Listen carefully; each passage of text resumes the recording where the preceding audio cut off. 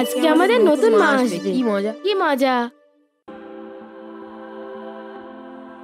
উফ, তোরা কি শুরু করেছিস বলতো? নতুন মা করে একেবারে বাড়ি মাথায় করে তুললি। এমনিতেই বাড়িতে কত কাজ পড়ে আছে, নতুন বউ এক্ষুনি এলো বলে তোদের তো আর তর্স হচ্ছে না দেখতে পাচ্ছি। করতে দাও বৌমা, ওদের আনন্দ করতে দাও। ছোট কাকার বিয়ে বলে কথা, আনন্দ তো করবেই। কবে থেকে ওরা আশা করে আছে নতুন মাকে দেখবে বলে। তা যা বলেছ মা, তবে সুমনটা বাড়িতে বিয়ে করলে আরো ভালো হতো। আমরা সবাই মিলে আনন্দ করতে পারতাম সুমনের বিয়েতে। আমাদেরও তো কম আশা ছিল না, একমাত্র দেওরের বিয়ে বলে কথা।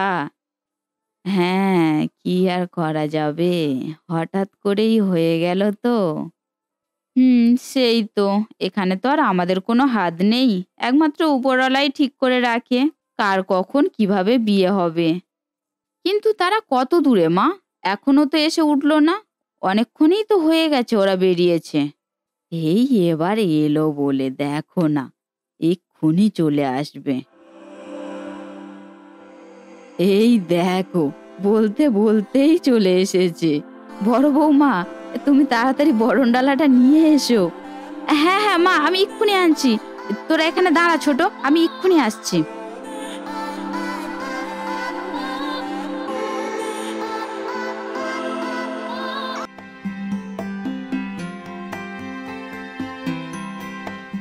এসো মা, ভিতরে এসো।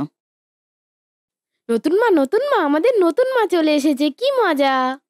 আরে থাম থাম, নতুন মাকে একটু ঘরে গিয়ে বিশ্রাম নিতে দে। এত দূর থেকে এলো বেচারা, তোরা এত বিরক্ত করছিস কেন? থাক না দিদি, আমার কোনো সমস্যা হচ্ছে না। বাচ্চাগুলো যে এত আনন্দ করছে এটাই তো অনেক। তোমরা ওদেরকে আর বকো না, ওরা থাক আমার সাথে। তা বললে কি করে হয় ছোট? তুই যে এত দূর থেকে এসেছিস, নিশ্চয়ই খুব ক্লান্ত। আর তার ওপর ওদের সাথে পড়লে তুই একেবারে পাগল হয়ে যাবি, ওদের সাথে বক বক করতে করতে। না না দিদি, আমার কোনো বিরক্ত লাগবে না, ওরা খুবই ভালো। তোমরা বরং ঘরে যাও, আমি ওদের সাথে একটু জমিয়ে গল্প করি। সত্যি রে ছোট, তুই পারিসও বটে। আমি তোদের জন্য খাবারের ব্যবস্থা করি, তোরা আয়।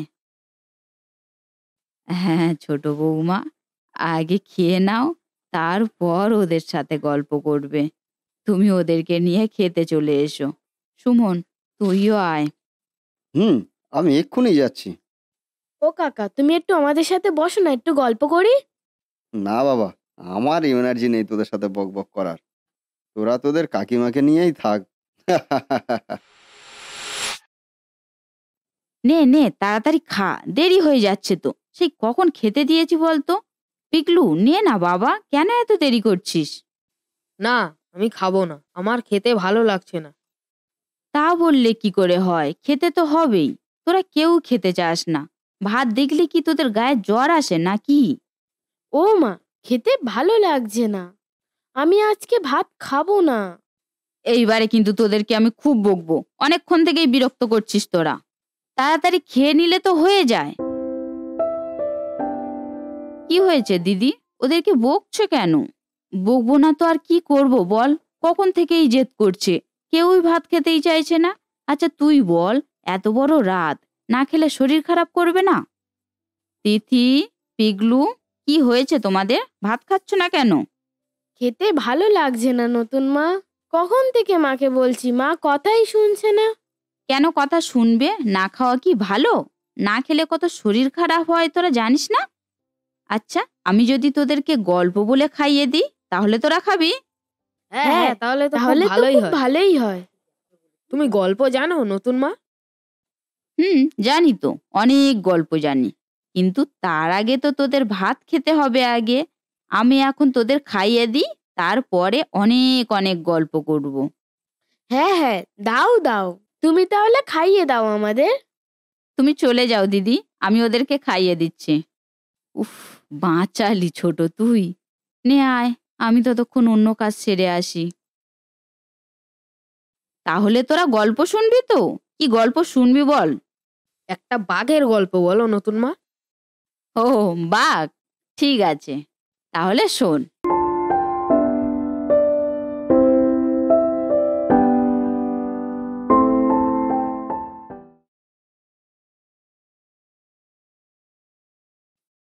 এই যে তিথি আর পিগলু, ওরা তো খুব পাজি দেখতে পাচ্ছি। কেন কাকাই, আমরা আবার কি করলাম? কি করিসনি তোরা, হ্যাঁ? বিয়ে করে আনলাম আমি, আর এখন আমার বউটাকে তোরাই দখল করে বসে আছিস। আমাকে তোরা কেউ পাত্তাই দিচ্ছিস না যে। না না কাকাই, আমরা তাহলে পাত্তা দেব না কেন? তুমি তো সারাক্ষণ কাজেই ব্যস্ত থাকো, আমাদের সাথে তুমি বসোই না। তাই বলে আমাকে ভুলে যেতে হয় বুঝি? আর তোদের নতুন মাও হয়েছে সেই রকম, তোদেরকে পেয়ে তো আমার কথা ভুলেই গেছে, সারাক্ষণ তোদেরকে নিয়েই ব্যস্ত থাকে। ও, তাই বুঝি তোমার হিংসা হচ্ছে? না, হিংসা ঠিক নয়, তবে এটা কিন্তু তোমরা আমার সাথে অন্যায় করছো। তাই তো। তিথি, পিগলু, তাহলে এবার থেকে তোদের কাকাইকে আমাদের দলে নেওয়া হোক, কি বল? হ্যাঁ কাকাই, তাহলে তুমিও আমাদের সাথে বসো এবার। আমরা নতুন মার সাথে অনেক গল্প করি। ও, তাই বুঝি? তাহলে তো শুনতেই হয়, আমিও বসলাম তোদের সাথে। ছোট, আমি একটু বাজারে গেলাম রে, তুই তাহলে তিথি আর পিগলুকে একটু দেখে রাখিস। হ্যাঁ দিদি, তুমি যাও, আমি আছি ওদের সাথে।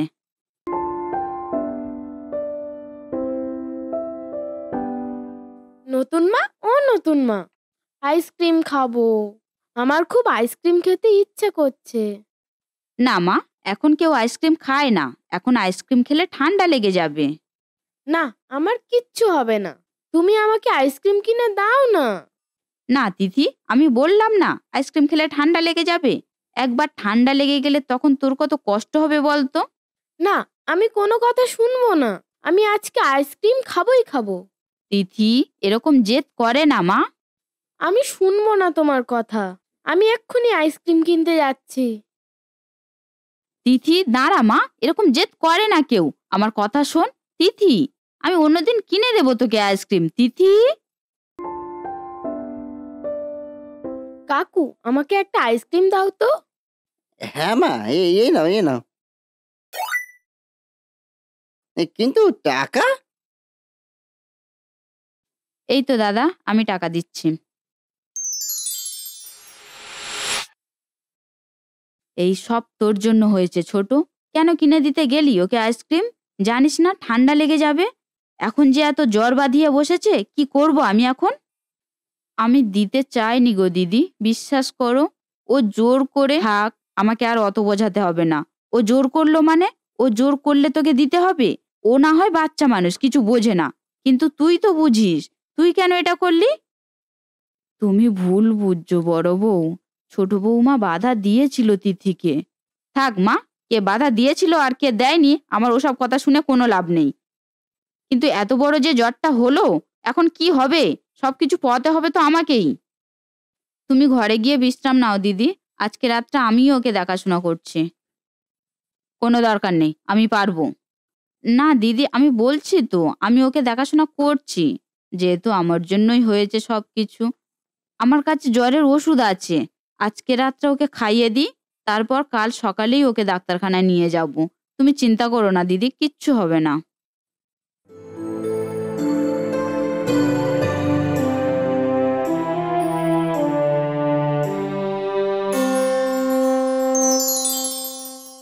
তিথি, তিথি, এখন ঠিক আছিস মা? তোর শরীরটা এখন ভালো লাগছে? হ্যাঁ নতুন মা, আমি এখন ঠিক আছি। দিদি, মা, তাড়াতাড়ি এসো, তিথির জ্বর কমে গেছে, দেখবে এসো। কই কই, দেখি দেখি তিথি, তিথি এখন ভালো লাগছে? তো জ্বর একেবারে কমে গেছে? হ্যাঁ মা, আমার জ্বর সেরে গেছে। নতুন মা আমার কালকে ওষুধ খাইয়ে দিয়েছে তো, তাই। যাই হোক, আমি তো খুব চিন্তায় পড়ে গেছিলাম রে মা। তবে ছোট, একটা কথা বলে দিই, আর কোনোদিনও এরকম করবি না। না মা, তুমি নতুন মাকে বকছো কেন? নতুন মা তো আমাকে আইসক্রিম দেয়নি। তাহলে তাহলে তুই আইসক্রিম কোথায় পেলি? আমি নতুন মার কাছে আইসক্রিম খাওয়ার জন্য বায়না করছিলাম, কিন্তু নতুন মা আমাকে কিছুতেই কিনে দিতে রাজি হচ্ছিল না, তাই জোর করে আইসক্রিম কিনে নিয়ে এসেছিলাম, আর তারপরে নতুন মা টাকা দিয়েছিল। ও, আমার ভুল হয়ে গেছে রে ছোট। আমি তোকে ভুল বুঝে কত কথা শুনিয়ে দিয়েছি, আমাকে ক্ষমা করে দিস ছোট। না না দিদি, ঠিক আছে। না রে ছোট, আমি সত্যি বুঝতে পারিনি। আর তুই আজকাল বড্ড জেদ করা ধরেছিস তিথি। তোর জন্যই আমি শুধু শুধু নতুন মাকে কথা শুনিয়ে দিলাম তো। আজকের পর থেকে আর কখনোই এরকম করবি না, আমি বলে দিলাম। ঠিক আছে দিদি, ওকে বকো না আর। এমনিতেই জ্বরে বেচারাটা খুব কষ্ট পেয়েছে।